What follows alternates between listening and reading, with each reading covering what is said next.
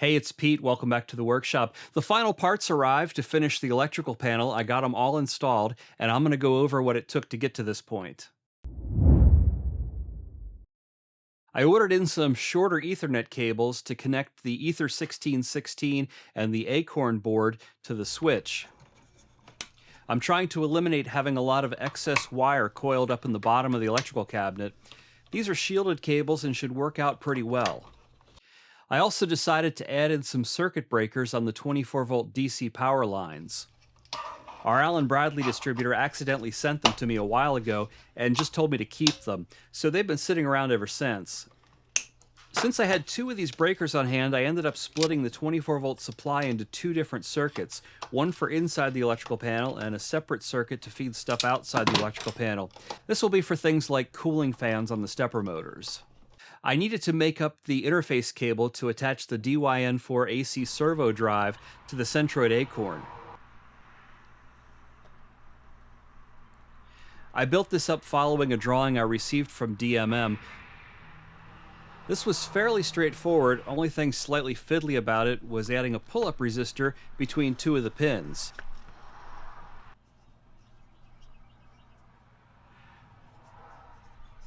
Originally, I was going to use this DIN rail mount pull-up resistor, but I ended up not having a really good place on the electrical panel to put it.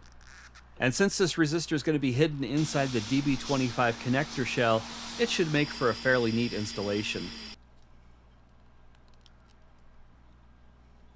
I'm going to be using one input on the Acorn to receive the servo alarm signal from the DYN4. I'll also be using the analog output to control the servo speed, plus two digital outputs, one for motor direction and another as a servo enable signal. When I use small wires like this on electrical panels, I like to jacket it to keep it neat. The easiest way I've found to do this is with the same cable insulation I stripped off. I just slip pieces of the insulation back onto the cable, fanning out the various wires where I need them, and then a bit of heat shrink tubing to hold everything in place.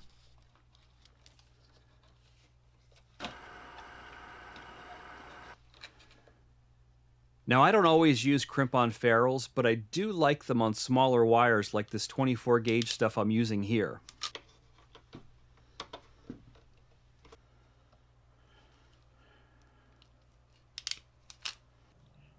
I will have links down in the video description to this crimping tool as well as the other products used in this video.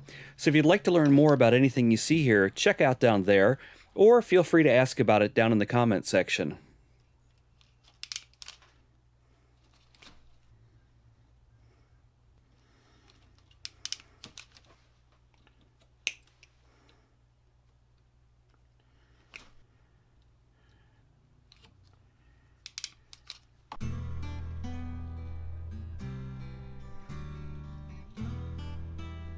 The final additions to the panel involve the power wires for the DYN4 AC Servo Drive.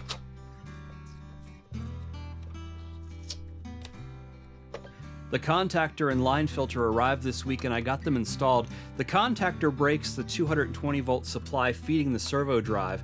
This will be controlled by the e-stop circuit.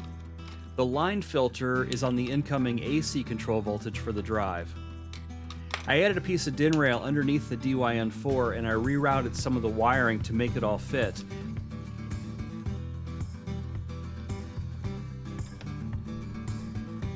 There was a hole on the electrical panel that I've been avoiding, but when I went back to check my notes I realized it wasn't used for anything, so I ended up burying it underneath these components.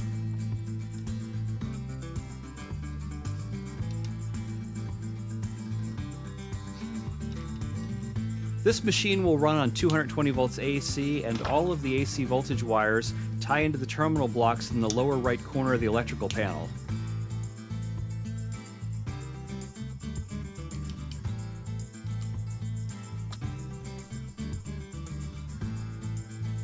A bit later in this video, I'm going to be showing an overview of how the various voltages are distributed on this panel and isolated from each other. So you might want to stick around for that.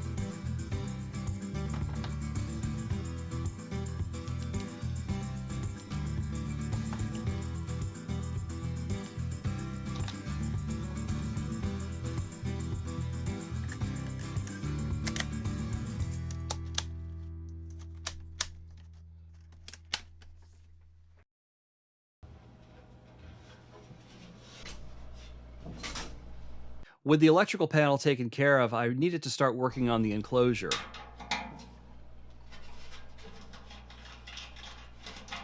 I've been waiting for warm weather for quite a while to be able to take it outside to paint. Seems like the weatherman lied to me though. I had a one-day window to paint, but the temperature never got up to where it was supposed to.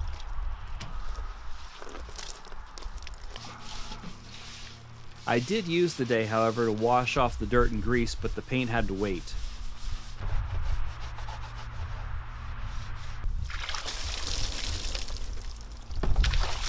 Fortunately, I have access to a shop that does have a room for painting, and I was able to use that to get the paint done.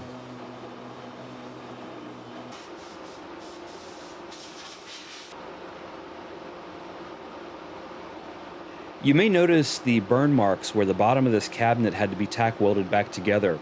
When I received this machine, all those welds were cracked and the cabinet had collapsed on itself. This is one of those things I had taken care of before I started this video series, so unfortunately no video footage exists.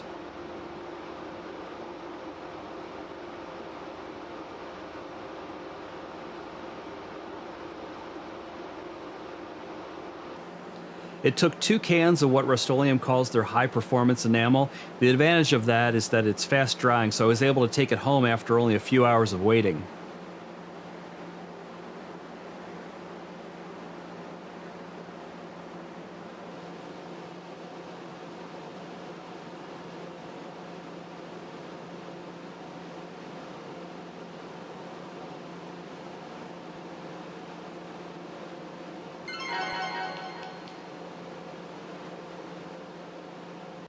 I got the enclosure back home, got it mounted back up on the mill, and I reunited it to the electrical panel.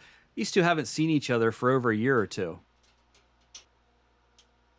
Let's take a moment and discuss the general layout of this electrical cabinet and the things that I was keeping in mind as I was setting it up. As I mentioned before, the machine's going to run on 220 volts AC. That's largely because of the requirements of the DYN4 AC Servo Drive. The voltage is going to come into the terminal blocks in the lower right corner of the cabinet. It's going to feed the 24-volt DC power supply and then go up the side to provide voltage for both the 48-volt DC power supply and the DYN4 AC Servo Drive. This is going to keep the high voltage as far removed from all the other components as much as possible. Stepping down in voltage, we have the 48-volt power supply, which is providing voltage to the G251X Gecko drives. And then the output from the Gecko drives feeds down to terminal blocks in the bottom of the cabinet, where they will eventually hook to the stepper motors.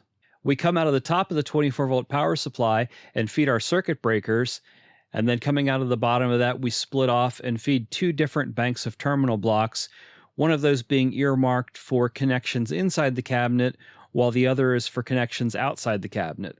And then finally we branch off to feed the Centroid Acorn and the Centroid Ether1616 expansion board.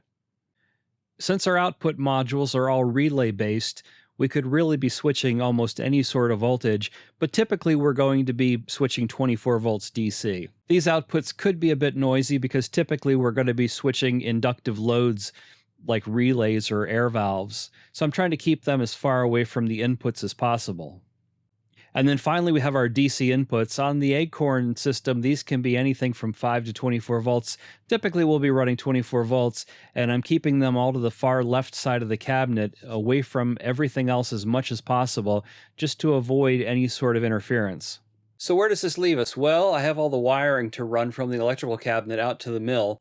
I currently have the existing corrugated plastic conduit soaking in the purple power degreaser.